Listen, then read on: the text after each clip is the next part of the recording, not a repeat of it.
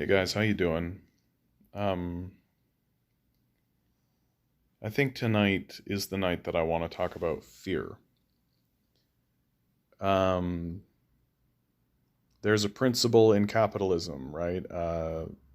Capitalism will sell you the revolution, right? That capitalism will co-opt and resell whatever it is you think is popular, right? Like whatever is in, it will copy and sell back to you. They did this with the Green Movement when the green movement started, and then capitalism co-opted it, and now everything is eco this and green that, with no actual substantive change underneath that kind of dressing. They acknowledged that we had an opinion, and they changed their marketing to fit it.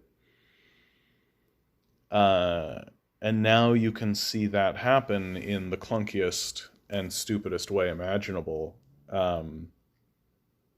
During a period when everyone is very afraid. People are very afraid right now. We have a lot of fear.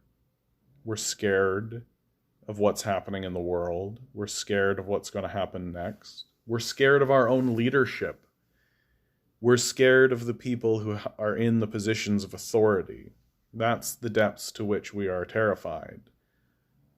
What we are experiencing right now, if you were to read history textbooks, would be some of the scariest reigns in human history. That we would not describe what we are experiencing as a moment of peace, where a fair and just ruler made decisions that were wise and prudent. Those are not the words that I would use to describe what I am seeing in the world, pretty much anywhere. And I think lots of decisions are being made out of fear, and it's very evident in our advertising. In these trying times, when things are uncertain, and then they turn around and say, remember to buy our shit. What they are doing is they are acknowledging our fear and then attempting to do nothing about it. Because capitalism will package your emotions, they will package what you feel, they will cater what they are saying to, they will cater what you are saying back to you. And they know that you're scared, and they know that you're afraid, and so they want to give you a big propaganda hug. I mean, I think that's, and why, I think widely the populace has looked at that and said, you're an absolute goddamn idiot. Like, I think that the people making these commercials are the stupidest people maybe on the planet. That they would release these ads thinking that we would be like, oh yeah, Toyota, I really remember them. I don't mean to besmirch Toyota. That's the name that came in my head. I'm not sure. All the car commercials are the same to me. They're just trying to reaffirm a lifestyle collectively. There's a reason all car commercials are the same. It's because they all work together. And they're all just trying to build a lifestyle and say that that lifestyle is normal. People have bought into the idea that driving cars is normal, and that they've erected a lifestyle around them that normalizes having a car.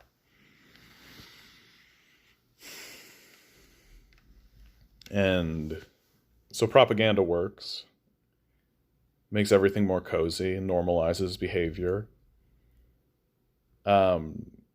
And what they're trying to do is normalize your fear. That's where this open up the economy language is coming from, that I am deeply concerned about and very scared of. I mean, I think that people started to have more time on their hands. And, I mean, to those in the know, When you have more time on your hands, yeah, sure, you spend some of it playing video games. Sure. I don't see why you wouldn't. They're wonderful and enjoyable. But you are also going to spend a good deal of that time uh, exploring your internal self and having those internal arguments with yourself more often, because your internal self will always scream at you about what it wants to scream at. And if you can't just dwell in the lower style of self, or lower position of self, which is simply a survival. If you're living simply in survival, uh, you can't, your internal self doesn't bother you as much. But when you're not living in survival, your internal self knocks on the door a lot. And you have those sleepless nights, those nights where there's something just chewing away at you, that haunt you, that you can't be rid of unless you act on it in some capacity. Artists, this is where artists come from. Artists have some kind of internal ghost, some kind of force that pushes them forward, that comes out of their self. And they don't know how to deal with it except through the way that they are dealing with it. Like I deal with my internal self on this channel. I talk my fear into this screen, and if you watch it, you are likely scared too. If you're watching and you're agreeing or you're empathizing, like what I'm currently doing is not enjoyable, and you listening it can't be enjoyable either, can it? And yet here we are together,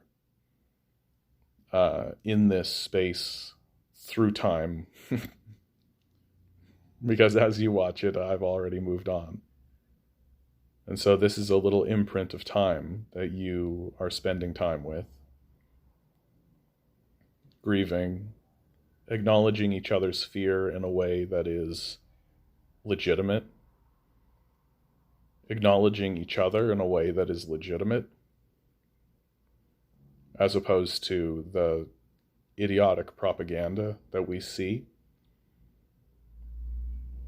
And in a way, doing it this way makes it easier to discuss and to talk about, because we don't need to stare into each other and see that fear inside of one another. It's easier to be vulnerable this way. And I think that there's something really good about that.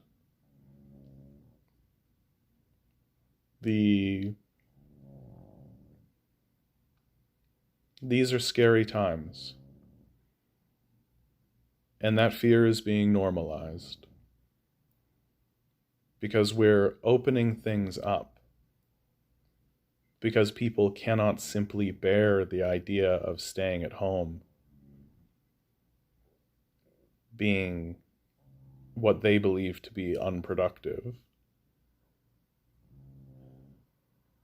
And what they really are struggling with is dealing with themselves.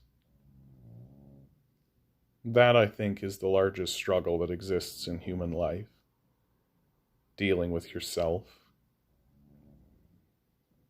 That after you finally get yourself into a position where your shelter is accounted for and your food is accounted for, you've budgeted your bank, and maybe if you're lucky, you've even put a little aside for some kind of emergency, which you never seem to be able to do.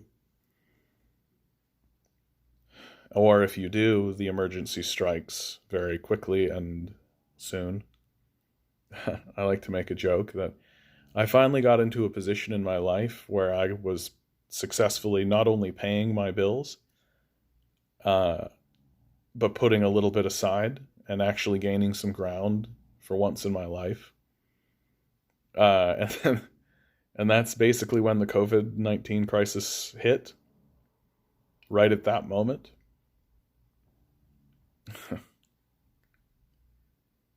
Like it really did feel like I climbed this enormous hill that just kept kicking me down it over and over and over again, and finally I reached a rung where I felt like I could stabilize my life. Uh, and then God just went, no. Or the universe, or whatever larger force you attribute, or name you attribute to the larger force.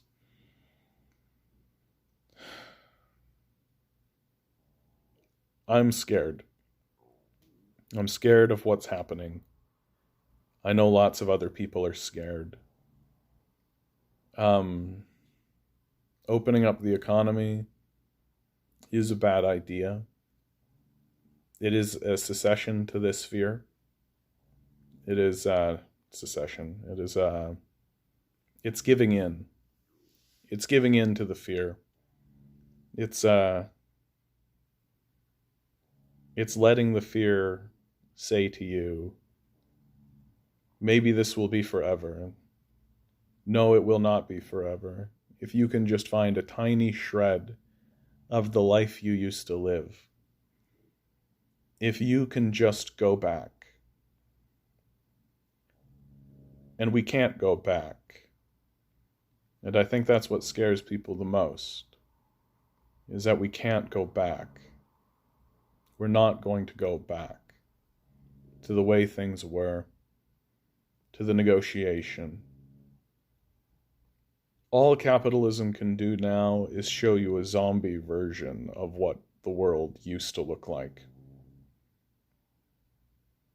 That's all capitalism can do now, is show you the corpse of what used to be capitalism. It's very apocalyptic what we're experiencing right now, and people don't act rationally in the midst of an apocalypse. The reopening of America and the reopening of Canada will be looked upon through the lens of history as a curiosity. People will look at it and really shake their heads and wonder, what were these people thinking? And they will really have to struggle. They will really have to struggle to put together that people would rather risk their lives finding ways to distract themselves than spend time dealing with themselves. I think that's pretty telling about our society and about who we are as a people, that we're so scared of ourselves. We're more scared of ourselves than we are of a disease that can kill you.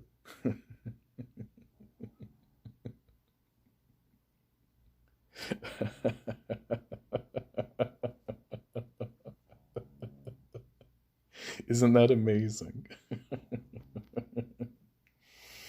We're more scared of spending time with ourselves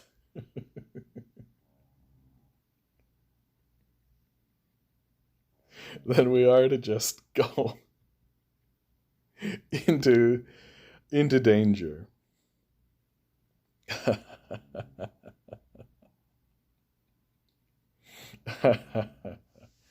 Human beings. Human beings. What a bunch of characters we are, eh? What a bunch of oddballs we are.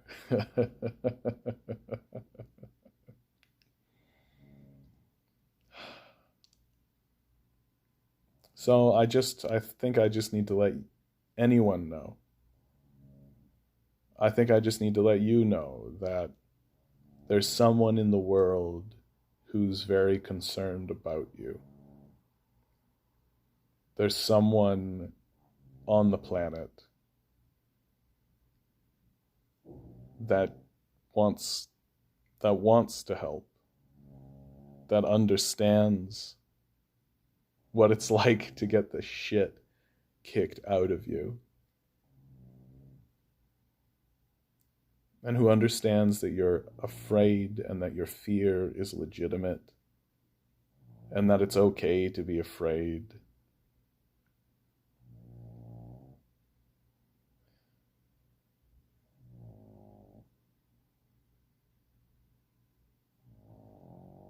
And I just wish that we would spend more time just with ourselves.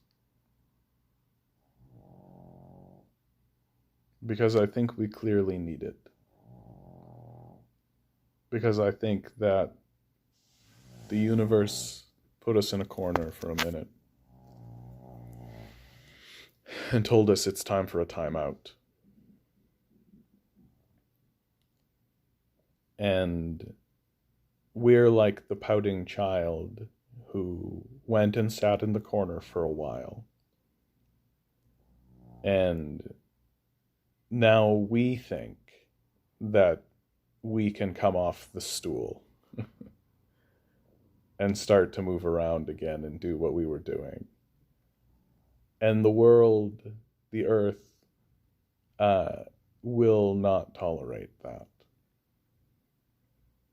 And it will bring its hand down, and it will strike us back onto the stool. Because this is a warning. We're right to be afraid of it.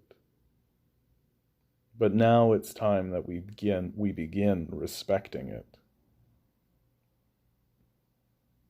which is a very different thing. I don't want to live in a world where I fear the earth, especially after we've given it every reason to be angry at us. I would like to live in a world where we respect the earth and understand its capabilities and respect those capabilities. And right now we do not. We think that we will simply move forward if this pandemic is the tiniest thing that the world can throw at us. It is so small. It's invisible. You understand? This is the smallest thing that the world can throw at us. And we're crippled by it. We're completely incapacitated by it. Because we refuse to acknowledge our fear. We refuse to say to one another, I am afraid and I respect the earth. And we just want to go back to distracting ourselves until the day we die.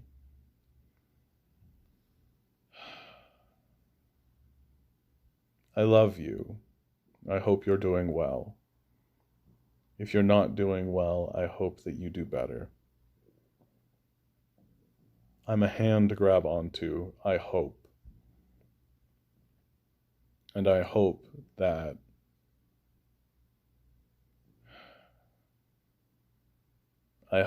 when we finally get to the other side of this, we've made the decisions like adults to begin respecting the earth so that we can avoid or withstand future. Good luck.